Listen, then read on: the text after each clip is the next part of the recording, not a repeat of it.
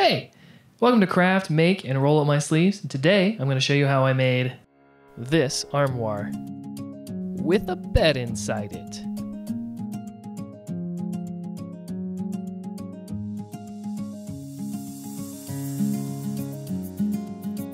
I started the project with solid maple, which I ripped into pieces to make the armoire sides.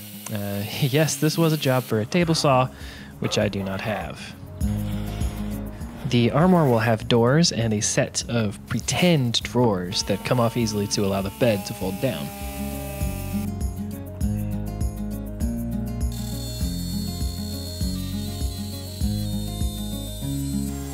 The sides and the doors are in what's called a rail and stile construction with a floating panel in the middle.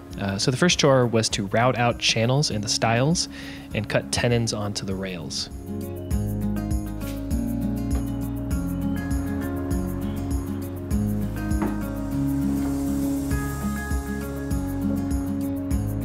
So because the armoire couldn't actually have a real bottom, I cut feet out of the bottom of the side pieces, and later I'll create the illusion that the sides are sitting on a solid base.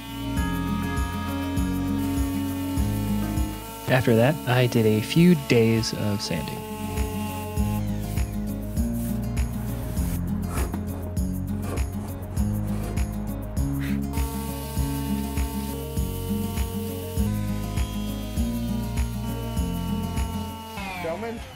Yeah, I'm gonna put it on YouTube.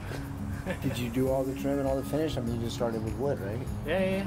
Looks beautiful. Yeah, these are just rails and styles. Do you have experience or just Really? I found it on YouTube?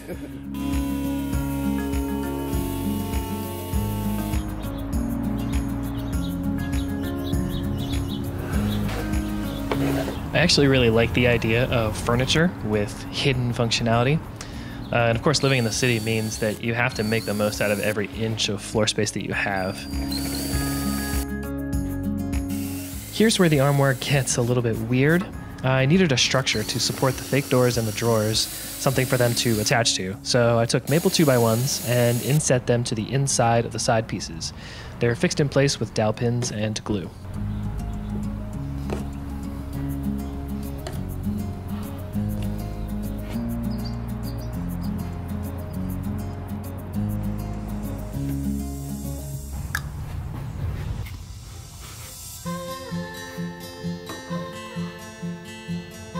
Once again, the carcass of the armoire couldn't actually have a base because the Murphy bed anchors to the floor. So to create the illusion of a solid base, I cut out these L-shaped pieces and glued them to the bottoms of the sides.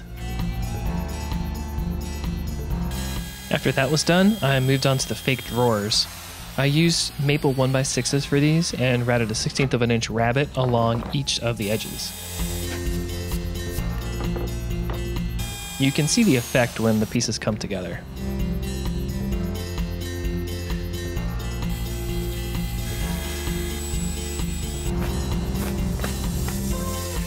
After I routed all the drawer fronts, I sanded until the end of time.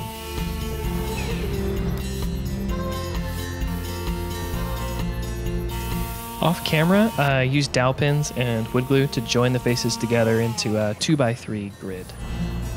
I repeated the rail and stile design from the sides for the doors.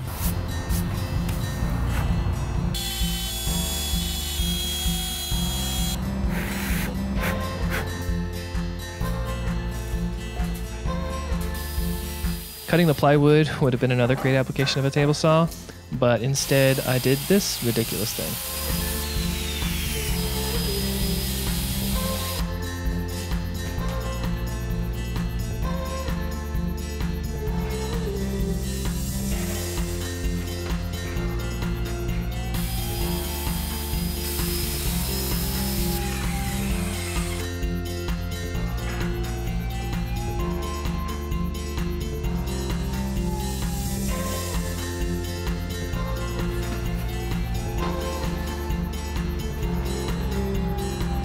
Once the doors were all glued up, I started laying down the method for holding the doors onto the frame.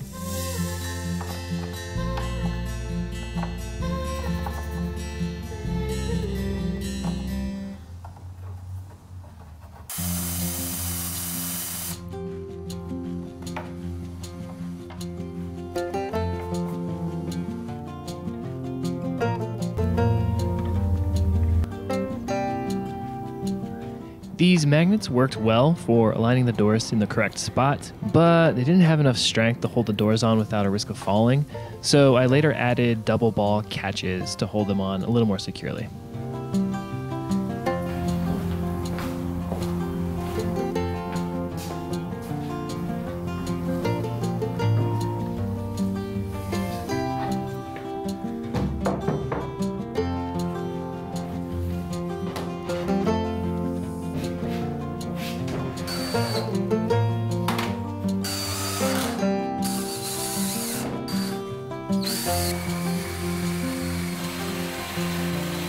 Once I could do a rough assembly, I added the corresponding magnets to the inner frame of the armoire.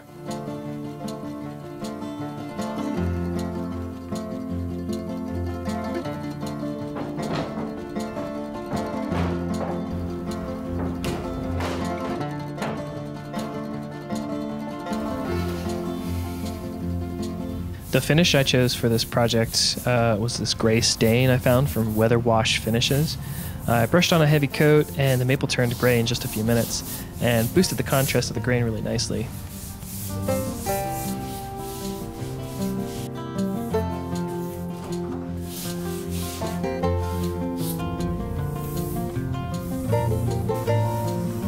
To protect the finish and lighten the weathering effect a little bit, I applied a white maintenance oil, let it set for a few minutes, and then just buffed it out.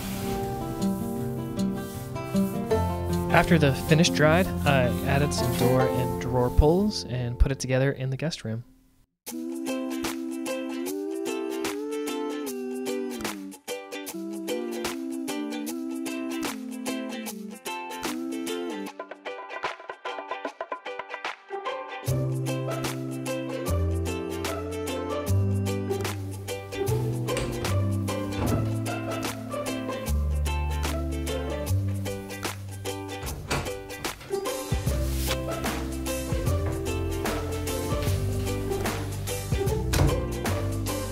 One little detail that you didn't see while I was building this is that I added a second frame deeper in the back of the armoire and added more of the magnets and latches, and that way you can hang the doors on the inside of the armoire after the bed folds down.